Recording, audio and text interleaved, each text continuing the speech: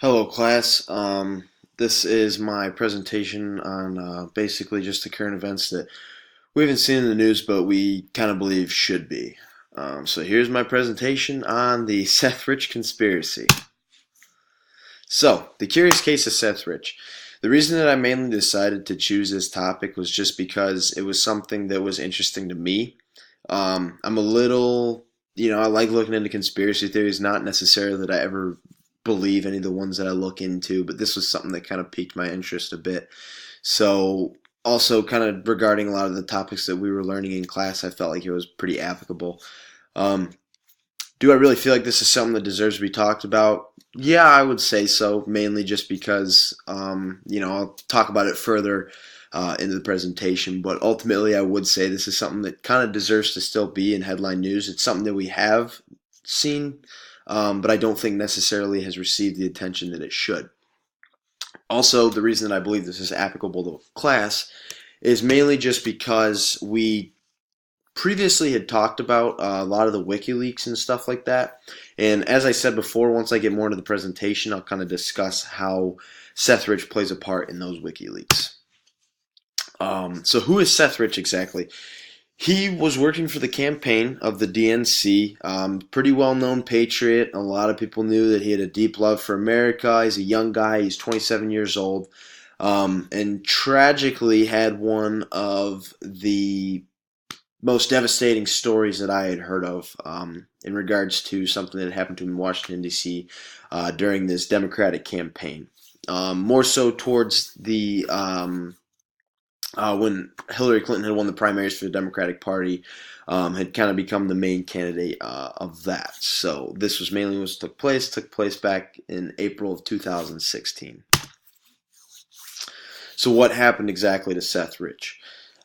He was basically walking home back in April 2016. He's walking home from a night out with friends where he was murdered, unfortunately, during a botched robbery, is what the official claim was to be.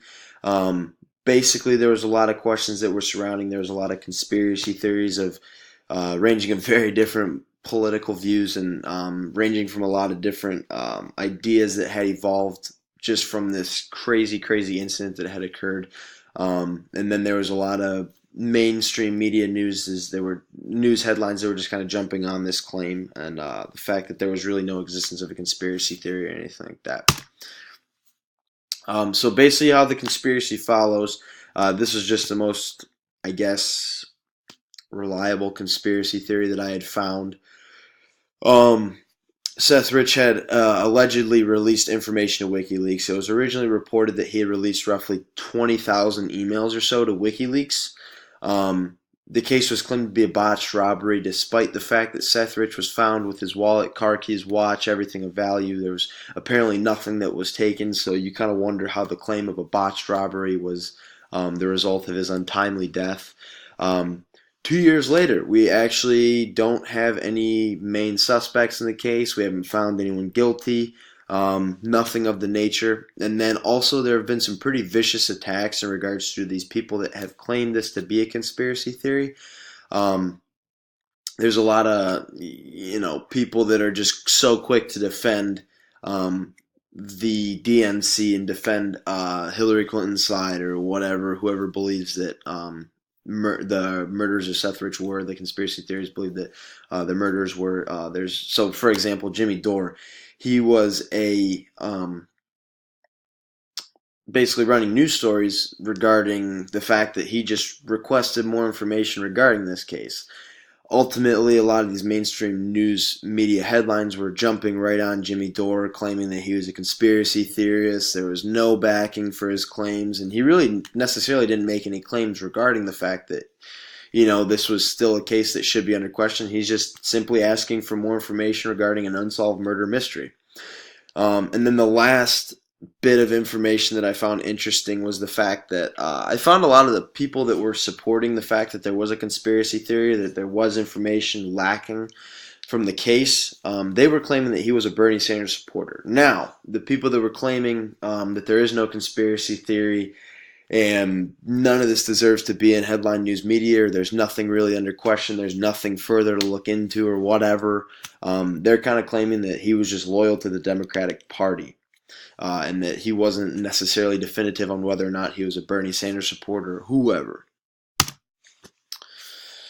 So proof against the conspiracy theory, I figured since I'm doing, information from both sides, I just wanted to look into the defense of the conspiracy theory. So that basically there's a lot of claims that there's limited to zero evidence regarding the conspiracy theory. Basically, there's no backing, that this was just something that arose from this surprise murder, this unsolved case too, just because there's a lot of unanswered questions or whatever. That's why all these conspiracy theorists are allowed to jump on the case.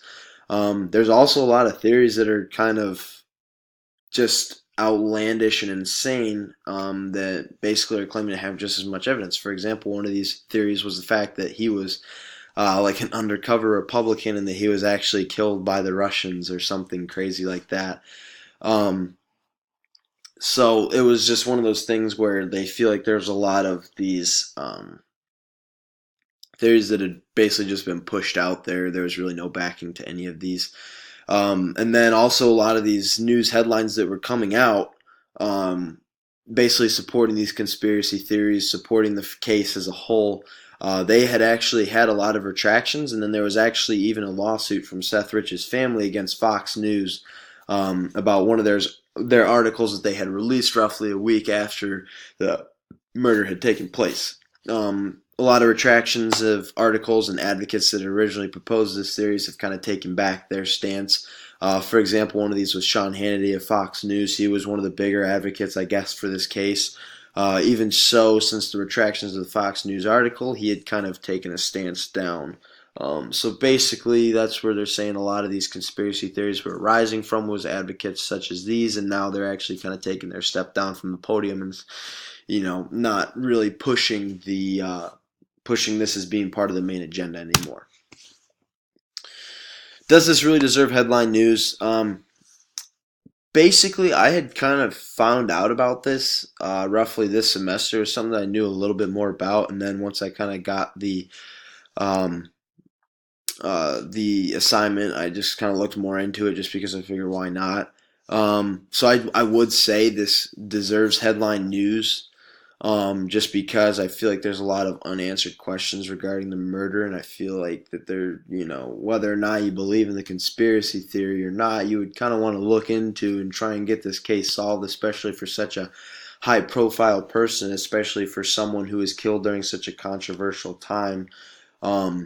It's not unlikely to think that this could have just been a botched robbery or some gang activity or whatever in Washington, D.C. It's not like it's a crime-free area or anything like that. And it's not like this guy had high security personnel. So I really do, like I said, like I'm not entertaining all and any conspiracy theories or anything like that. I just kind of thought there was a lot of unanswered questions. Ultimately, I'd say it's your decision. I'd encourage you to look into the case. It's pretty interesting whether or not you believe one way or the other. And then, like I said, I just feel like there's too many unanswered questions regarding the case. I'd like to see it talked about a little bit more, maybe debated, whatever. I saw Fox News. The only thing I could really find was them bringing in a third-party investigator. His name's kind of slipped my mind right now. But that was, it was very tough to find information regarding this, and I don't think it's just because there was some outlandish conspiracy theory. I think it was just something that I don't think was talked about enough. So if you're interested in looking into the case further, I brought in some articles kind of from both sides. BBC, New York Times, those are kind of the articles that are claiming that this is just a conspiracy theory, nothing more. The video below that, the YouTube video that I placed, viewer discretion is advised, next to it. That's right here. That's the Joe Rogan interview with Jimmy Dore. I do want to point out that the video does have some foul language, and then the video below that's just from the Truth Factory about why you should believe the conspiracy theory or whatever. And then below that is the link to where I got the picture of Seth Rich from in my second slide. So thank you guys for watching, and that's all I got for you.